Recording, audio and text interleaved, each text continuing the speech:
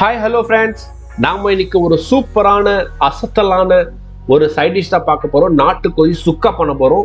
ரொம்ப ஸ்பைசியான இந்த நாட்டுக்கோழி சுக்கா வந்து எப்படி செய்யணும்னு சொல்லி பார்க்கலாம். ஃபர்ஸ்ட் ஒரு குக்கர் எடுத்துக்கலாம். குக்கரில் வந்து ஃபர்ஸ்ட் எண்ணெய் ஆட் பண்ணிக்கலாம். எண்ணெய் ஆட் பண்ண பிறகு இதில் ஒரு அரை வெங்காயம், அதுக்கப்புறம் இஞ்சி பூண்டு பேஸ்ட் போட்டுட்டு ஒரு நிமிஷத்துக்கு நல்லா ஃப்ரை பண்ணிக்கலாம்.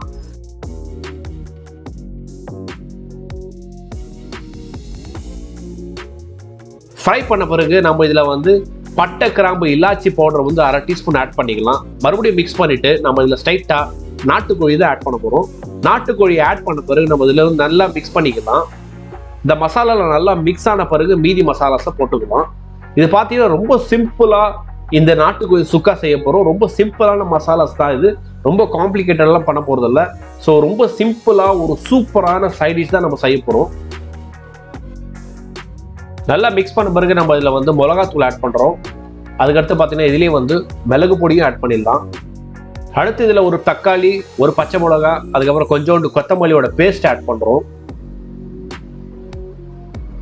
சிம்பிளான மசாலா வச்சு தான் இந்த சிக்கன் சுக்கா பண்ணிட்டுக்கிறோம். ஸோ பார்த்தீங்கன்னா அவ்வளோதான் நம்மளோட மசாலா. அடுத்து பார்த்தீங்கன்னா இதில் கொஞ்சோண்டு தயிர் மட்டும் ஆட் பண்ணிடலாம். அதுக்கப்புறம் உப்பு ஆட் பண்ணிடலாம். இதை வந்து பார்த்தீங்கன்னா தயிர் வந்து நம்ம அந்த சிக்கன் வந்து நல்லா டெண்டர் ஆகும். ஸோ அதனால தான் தயிர் போட்டிருக்கோம். ஸோ தயிர் ஆட் பண்ண பிறகு சிக்கனை வந்து நல்லா மிக்ஸ் பண்ணிடலாம். ஸோ மிக்ஸ் பண்ணியாச்சு. இதில் வந்து ஒரு கப் தண்ணி ஆட் பண்ணிடலாம். இப்போ நாட்டுக்கோழின்றதெல்லாம் பார்த்தீங்கன்னா தண்ணி கொஞ்சம் அதிகமாகவே ஆட் பண்ணியிருக்கோம். ஸோ குக்கரை மூடி நம்ம வந்து நல்லா அந்த சிக்கனை வேகிற வரையும் நம்ம குக் பண்ணிக்கலாம்.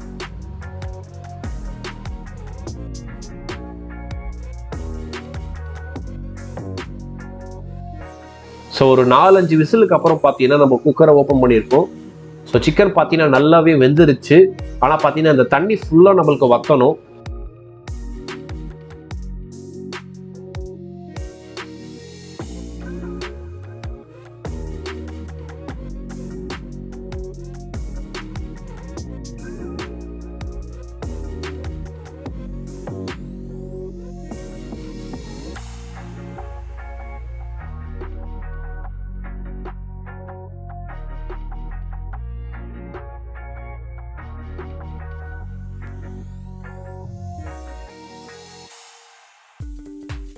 ஸோ இப்போ பார்த்தீங்கன்னா தண்ணி வந்து ஃபுல்லாக வத்திருச்சு. இப்போ கொஞ்சோண்டு கொத்தமல்லி போட்டு கார்னிஷ் பண்ணிக்கலாம் மேலே.